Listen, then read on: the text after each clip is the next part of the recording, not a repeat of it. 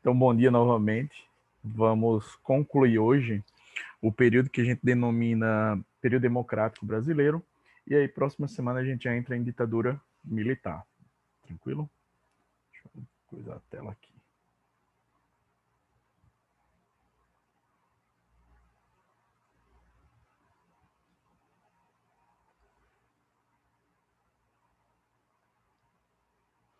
Então, havíamos falado sobre JK, falei da construção de Brasília e tal, que era um dos grandes símbolos desse processo aí de modernização e do plano de metas que tinha sido pensado por JK.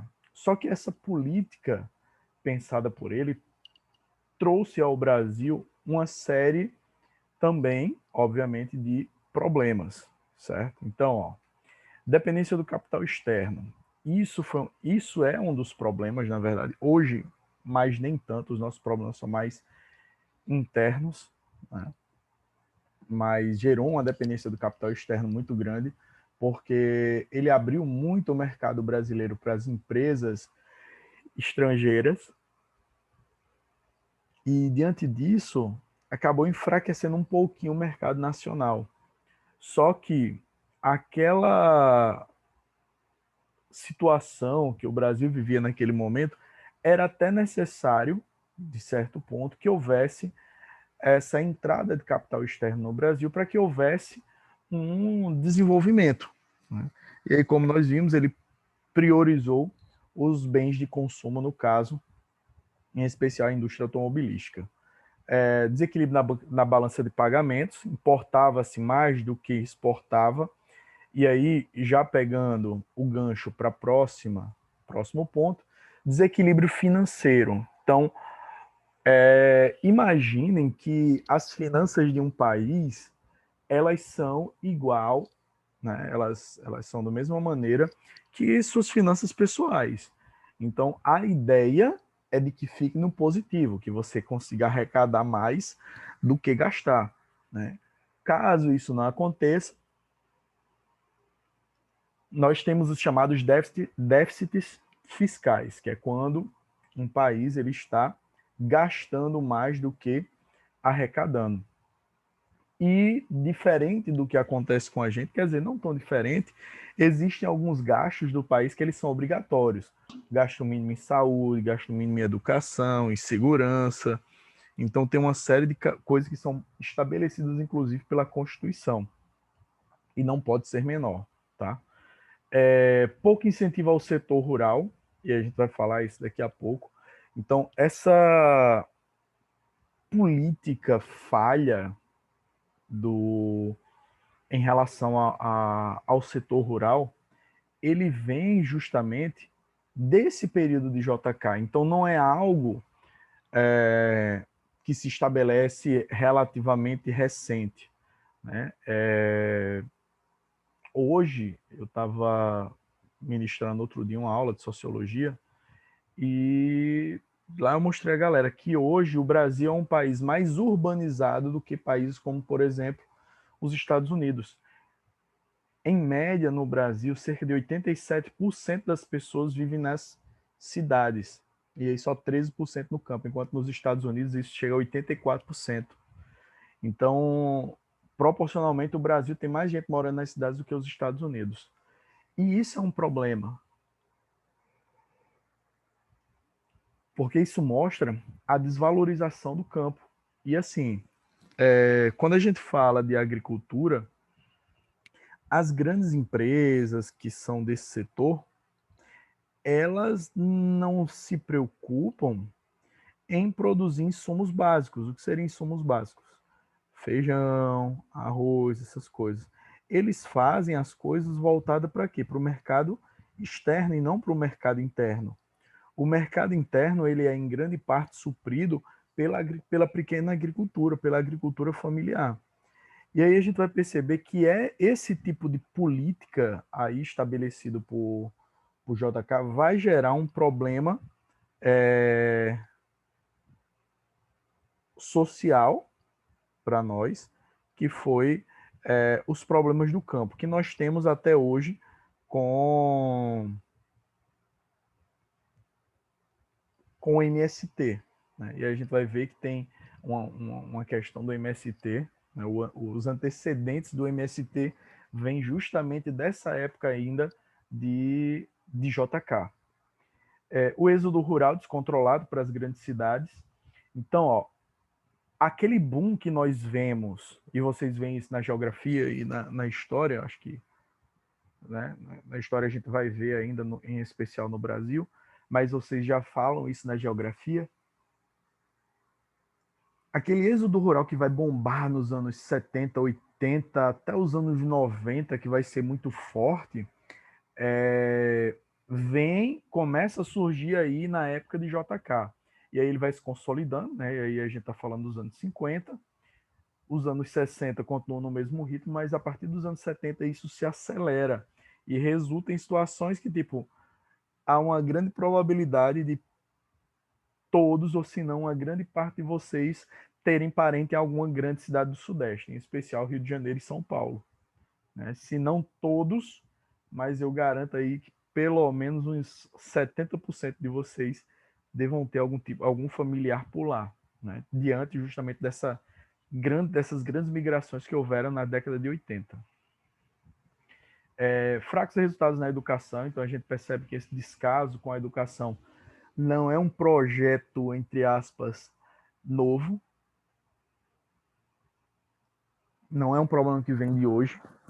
Aumento da inflação, a inflação fica gigantesca nesse período e a gente sabe que com inflação os setores mais populares sofrem, e aumento da dívida externa, é porque ele teve que contrair empréstimos para construir, por exemplo, Brasília.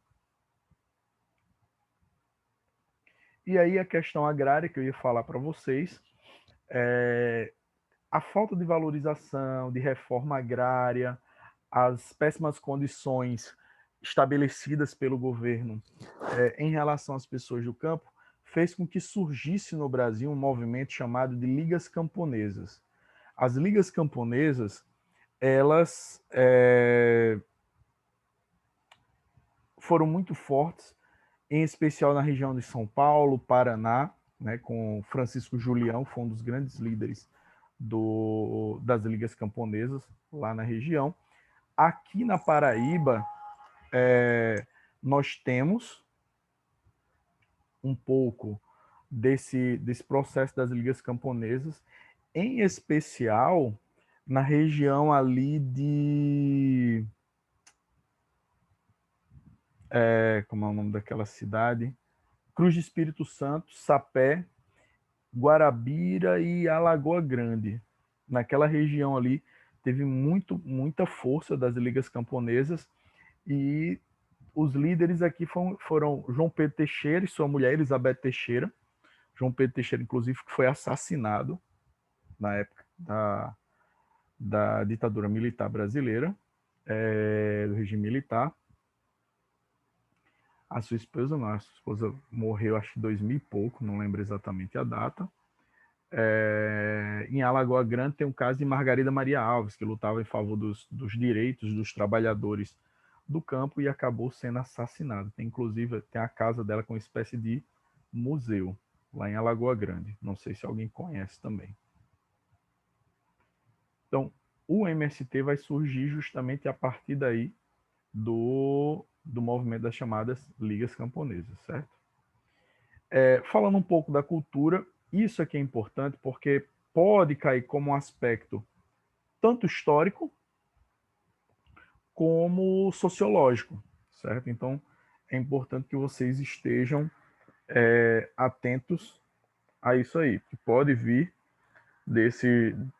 dessas duas realidades. Então, a gente tem um processo de urbanização muito forte, né, em relação ao resto do país, no Rio de Janeiro e São Paulo. Rio de Janeiro, que era ainda a capital do Brasil, né, só passa para Brasília só em 1961, já no final do governo de JK, né?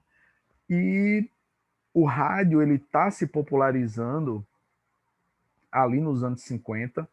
A televisão começa a chegar, mas aí a televisão ainda é incipiente nesse momento, mas o rádio já estava na casa da maioria das pessoas. E aí é como esse terceiro ponto fala, e isso é um aspecto sociológico muito importante, que essa massificação, né, essa ideia de cultura de massa que vai surgir a partir do rádio, proporcionou essa uniformização da língua, tá? Se bem que hoje nós ainda temos uma variação de, não seria característica, de gírias, né, de expressões idiomáticas de localidades, imagina, né, quando não era, porque assim, hoje você está escutando, está assistindo uma novela, você está escutando, porque as novelas da Globo, elas tentam fazer um sotaque meio que universal, né, não tem uma cara de um lugar, a não ser quando é uma novela temática, mas se não for, não tem muito isso aí. Difusão da música popular, as radionovelas, que é interessante que elas eram muito fortes, né, nos anos 50, e muitos atores, quando começou a popularização, acho que nos anos 60, por aí, das novelas na TV, muitos atores das radionovelas acabaram não indo, porque tipo, eram pessoas com vozes bonitas, mas que não eram pessoas bonitas, e aí acabaram não migrando. E o futebol, né? O futebol acaba sendo também se popularizando também no Brasil. E é interessante que essa história do rádio e do futebol aqui para Paraíba tem um peso muito engraçado, porque ali nas décadas de 70 e 80 era muito forte, né, no final da década de 70 e 80, aqui na Paraíba, que transmitia futebol, só tinha a Rádio Globo. Então, a Rádio Globo, ela retransmitia o Campeonato Carioca. E isso fez com que grande parte da população da Paraíba, que é um resquício dessa coisa do rádio, torcesse para times do Rio de Janeiro, em especial o Flamengo. Né? Até porque nos anos 80 a gente tem uma grande, né? O Flamengo está no auge ali nos anos 80 e tal, e acaba influenciando. Então não é à toa que nós temos um grande número de flamenguistas aqui na Paraíba em virtude disso. Ou seja, se você torce para o Flamengo é porque você foi resultado de um processo sócio-histórico e não é porque você quer e porque você gosta do Flamengo, tá? É por conta da Rádio Globo. O surgimento da Bossa Nova, que vai ter uma mistura ali do blues americano com a música popular brasileira. E a bossa nova, ela era justamente essa cara desse processo de urbanização. Então, quando você pega Garota de Ipanema, ele vai descrevendo a paisagem da cidade do Rio de Janeiro, da praia de Ipanema, né? Descrevendo as coisas físicas. Então ele diz, né? Olha que coisa mais linda, mais cheia de graça. É essa menina que vem e que passa, um doce balanço a caminho no mar. Moça do corpo dourado do sol de Ipanema, o seu balançado é mais que um poema. E ele vai descrevendo a mulher, ele vai descrevendo a praia, ele vai descrevendo aquela realidade urbana como é? Do Rio de Janeiro, né? E aí você pega também músicas como, por exemplo, Sampa, né? Que é outra música ligada à bossa nova que vai descrever São Paulo, né? Aí alguma coisa acontece no meu coração que só quando cruza a Ipiranga e a Avenida São João é quando eu cheguei por aqui eu nada entendi da dura poesia concreta de tuas esquinas, da deselegância discreta de tuas meninas. Então, tá descrevendo ali Rua São João, que é uma das principais avenidas de São Paulo, a Avenida Ipiranga, a poesia concreta, ou seja, aquela coisa da grande cidade lá, né, de uma megalópole, né, que é o caso de São Paulo, enfim. Então, a bossa nova ela vai ser o resultado justamente desse processo aí de socialização dos anos 1950. É só um exemplo, né? Grande Otelo é um dos grandes nomes do cinema dessa época aí. E aí ocorrem as eleições em 1960. JK, de fato, ele foi extremamente importante para a industrialização do país. Isso aí é um fato que nós não podemos discordar, tá? Havia escapado de um golpe de Estado, que foi arquitetado em 54, né? Lembra que a gente falou sobre isso. E estava uma série de crises financeiras, enfim. E aí, diante toda essa crise, surge Jânio Quadros, né, que era um cara extremamente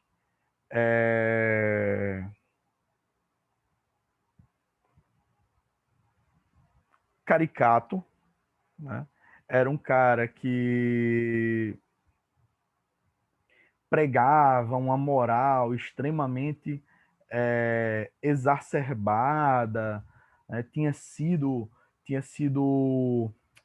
como prefeito de São Paulo, então ele tinha todo o apoio ali daquela coisa, né? O jingle da campanha dele, e ele chega a ser chamado de Vassourinha, porque dizia, tipo, varre, varre, Vassourinha, varre, varre a corrupção, né? Tem até a música aqui. Varre, varre, varre, varre, varre, Vassourinha, varre, varre a bandalheira. O povo já está cansado de sofrer dessa maneira. Jânio Quadros é a esperança desse povo abandonado. Jânio Quadros é a certeza de um Brasil moralizado. Alerta, meu irmão, vassoura conterrâneo. Vamos vencer com Jânio. Então vamos varrer a bandalheira, vamos varrer a roubalheira. E ele veste essa coisa do varrer a corrupção, de varrer essas coisas erradas, que ele ia discursar com uma vassoura na mão. Nos comícios ele ia com a vassoura, tanto que ele passa a ser apelidado de Vassourinha, né? E, diante disso, né, acaba uma força surgindo, que era o movimento Janjan. Jânio Quadros para presidente e João Goulart como vice-presidente. Lembrando, mais uma vez, que à época você votava separadamente para presidente e para vice, certo? E aí foi eleita essa chapa aí formada por Jânio Quadros e João Goulart, né? Jânio Quadros, ele foi eleito, né? Eles foram eleitos, e João Goulart, em 1960, e eles assumem, na época, assumem em março do ano seguinte, né? E não em janeiro, como é hoje. E 7 meses depois, ele renunciou, né? Foi um dos mandatos mais curtos, eu acho, da história do Brasil, se não o mais curto, né? Ele tinha essa coisa do moralismo muito forte, proibiu o uso de biquínis nas praias do Rio de Janeiro, do Brasil. Ficavam fiscais nas cidades, nas praias, com uma fita métrica, né, medindo se a roupa de banho das mulheres estava de acordo. Se não tivesse, aí a mulher tinha que ir embora, né? Ou seja, praticamente hoje ninguém estaria mais na praia, né? Se fosse seguir essas regras lá de Jânio Quadros. Então, essa coisa do moralismo, diante de toda aquela situação, acabava sendo um alento para os militares, e o fato de ter João Goulart na vice-presidência né? Era importante também porque dava uma força também para os sindicalistas. E aí, ponto extremamente importante do governo de Jânio Quadros. Dutra, a gente viu alinhamento irrestrito aos Estados Unidos. Vargas e JK, o que a gente chamou de barganha nacionalista, nacional desenvolvimentismo. E Jânio Quadros, ele vai estabelecer a PEI, Política Externa Independente. E aí a ideia dele era, tipo, ó, não importa se você socialista ou capitalista, o que interessa para mim é o Brasil. Se posicionou contra, porque vocês viram isso provavelmente já com o John ou com Monga, que em 1959 tem a Revolução Cubana e tal. Em 1960 os Estados Unidos tentam apoiar o Fulgêncio Batista a voltar, né, ao poder, e organizam um golpe de Estado lá, que é a invasão da Baía dos Porcos. E aí foi arquitetado pelos Estados Unidos, mas acabou falhando. E Jânio Quadros se posicionou contra aquilo ali, né, dizendo que estava ferindo a soberania de Cuba e tal, enfim. Começou a se reaproximar da União Soviética, e um dos maiores tapas na cara, digamos assim, mostrar que era independente, foi condecorar Che Guevara. Che Guevara, que foi um dos líderes da Revolução Cubana, junto com os irmãos Castro, e ele deu nada mais, nada menos do que a Comenda Cruzeiro do Sul, que é a comenda militar mais, a maior honraria da República Brasileira, não militar, mas da República Brasileira. Então, imagina isso diante daquele contexto. A gente está falando de 1961. A Revolução Cubana ela ocorre em 1959, mas só em 1961 é que ocorre a aproximação de Cuba com a União Soviética. Lembra que eles não se alinham logo de início. Aí, em 1961, vem a crise dos mísseis de Cuba, né? E, enfim, ele tenta algumas medidas ali para tentar melhorar a economia do Brasil, entre elas desvalorização da moeda. É como eu sempre digo, tem muita gente que fala, o dólar está muito alto, está muito ruim, está ruim para a gente, para nós aqui, certo? Que queremos comprar coisa do exterior e tal, mas para nossa economia, para quem está exportando, é uma maravilha, porque vai se exportar muito mais, porque o produto brasileiro se torna mais barato. É bom para o turismo, porque o Brasil se torna um país mais barato para visitação. Então, isso atrai o turismo, isso atrai os investimentos, isso atrai as compras. Então, isso, uma moeda desvalorizada não é um negócio tão ruim. Óbvio que tão desvalorizada como está ruim para nós.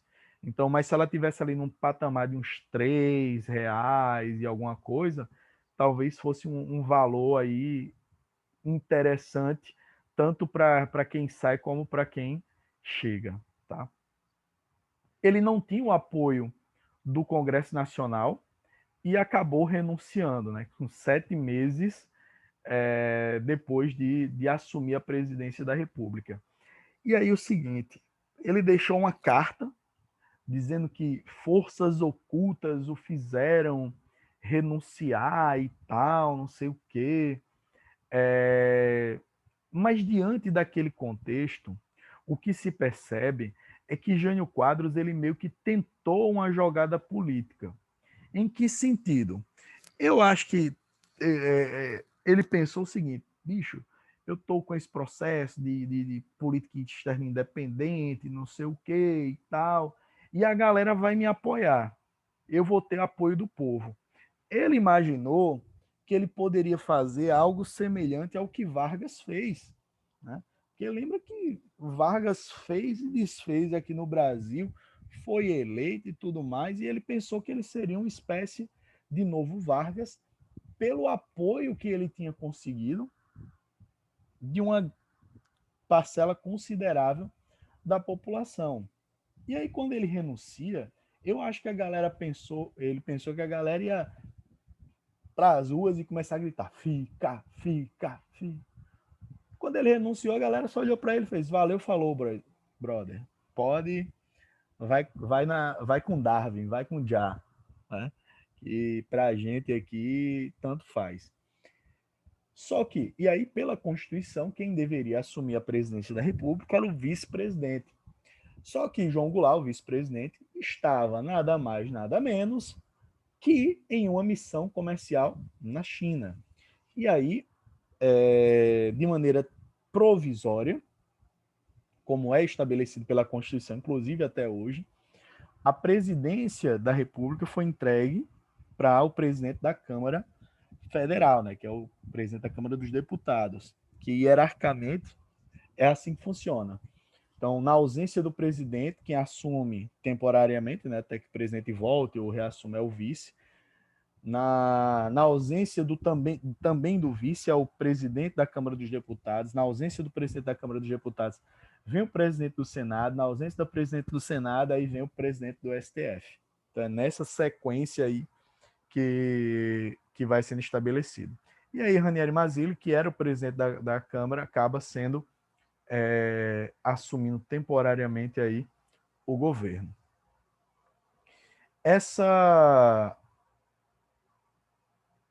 Esse fato de João Goulart assumir aí era, naquele contexto da Guerra Fria, ele era considerado muito à esquerda, certo? Então, assim, não é que ele fosse de esquerda de fato, mas para aquele contexto que o Brasil vivia, ele seria considerado muito à esquerda. Se fizermos uma análise a grosso modo, seria o equivalente nos Estados Unidos hoje. Não é que Joe Biden, seja de esquerda, mas que, comparado a Donald Trump, ele tem uma proposta social um pouco menos agressiva do que a de Trump, certo? Então, podemos comparar dessa maneira. E aí, a ala mais conservadora da sociedade e os militares consideravam ele como um inimigo ali da ordem capitalista. E alguns, né, militares tentaram impedir que ele chegasse ao poder. E começa Leonel Brizola, que para mim, e aí na minha opinião, foi o político mais sensacional da história do Brasil. Eu sou um apaixonado pela história de Brizola. E aí Brizola ele começa a campanha da legalidade. Né? Ele diz, não, ó, está estabelecido na Constituição que João Goulart tem que assumir, ele é o vice-presidente. E aí começa essa campanha, né? E para agradar os dois lados e para tirar um pouco do poder de João Goulart, foi estabelecido o parlamentarismo no Brasil em 1961. Então, pessoal, ó, cuidado com isso, certo? Porque no período republicano brasileiro, entre 1961 e 1963, o governo brasileiro ele seguiu a linha parlamentarista, ou seja, os poderes de João Goulart, do presidente, eram divididos com um primeiro-ministro, certo? Então, isso foi estabelecido ali.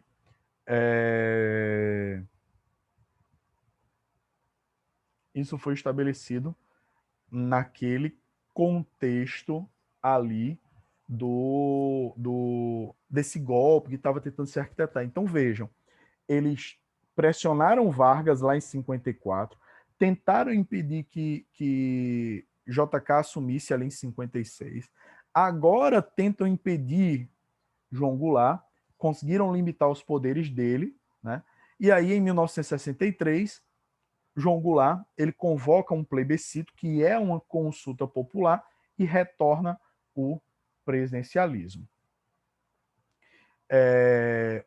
Havia uma resistência muito grande por parte dos empresários brasileiros, porque, como eu disse, ele era considerado muito à esquerda naquele contexto da Guerra Fria, e os Estados Unidos começam a pressionar, tanto que eu sugiro que vocês assistam um documentário, que é um filme também chamado O Dia que Durou 21 Anos, que eu lembro que ano passado eu sugeri que vocês vissem, né? E ele estabelece, como ele tinha pouco tempo, né, de governo, ele só iria até 66, ele estabelece o plano trienal, que tem como objetivo controlar o déficit público, ou seja, diminuir os gastos públicos, reduzir a inflação, limitação da remessa de lucros das empresas estrangeiras, assim como Vargas tinha estabelecido e que Café Filho tinha retirado, e ele fez um comício em 1964, 1º de março de 1964, defendendo as reformas de base, reforma agrária, bancária, fiscal, urbana, administrativa e universitária. Mas o plano trienal não funcionou e ele estava num momento extremamente instável para o seu governo. Até que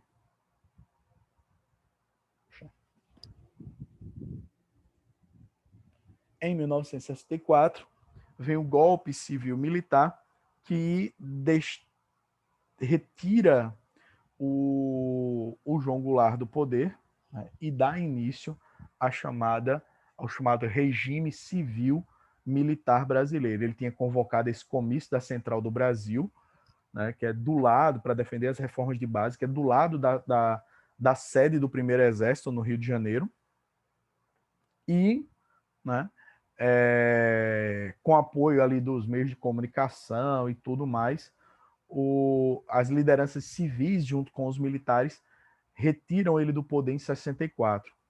E aí é interessante que ocorre da madrugada do dia 31 de março para 1º de abril, o general Olímpio Mourão, ele marcha de Minas Gerais para o Rio de Janeiro, que era onde João Goulart estava. João Goulart de lá pega um avião e vai para Brasília. Em Brasília, os militares que a gente chama de legalistas, que eram aqueles que eram contra o golpe, ficam esperando uma decisão de João Goulart para que ele resista. João Goulart não dá a ordem, pega o avião e vai para o Rio Grande do Sul. Chega lá, ele encontra com Brizola, que era o governador do Rio Grande do Sul, e diz: ó, o exército aqui tá a teu favor, tá ao meu favor, e aí, vamos resistir? João Goulart: não, rapaz, isso aí não vai durar nem 3 meses. No final das contas, durou 21 anos, certo? Então, próxima semana a gente começa com ditadura militar brasileira, beleza? Deixa eu fazer a chamada aqui, é rápida.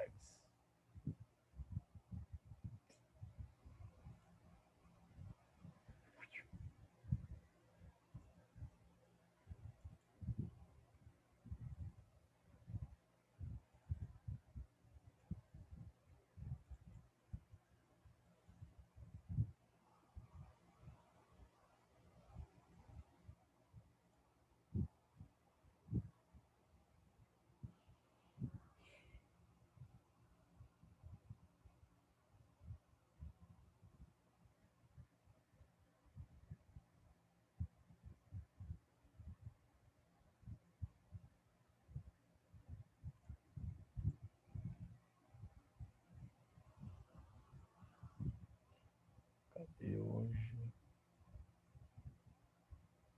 27.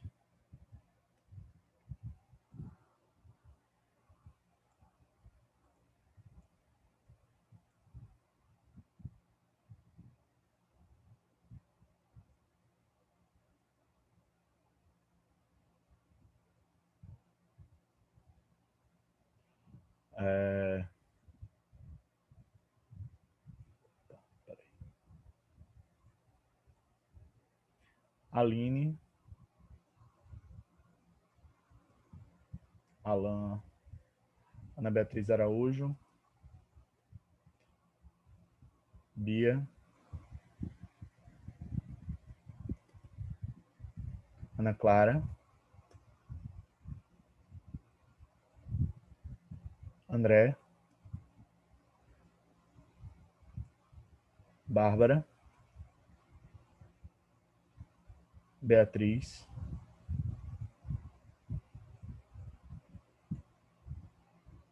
Eduardo,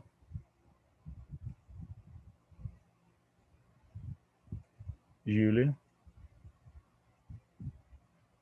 Júnior, Pera, tu falou Eduardo ou Eduardo? Eduardo, ainda. Hildérica, Isabelle, Jaqueline, João Vitor, Jonathan, Vinícius, Karine,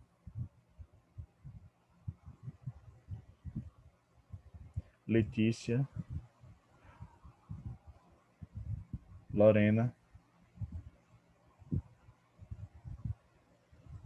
Luanderson, Luiz, Liedson, Maria Alicia, Maria Clara, Maria Eduarda, Elizabeth, Maria Yasmin,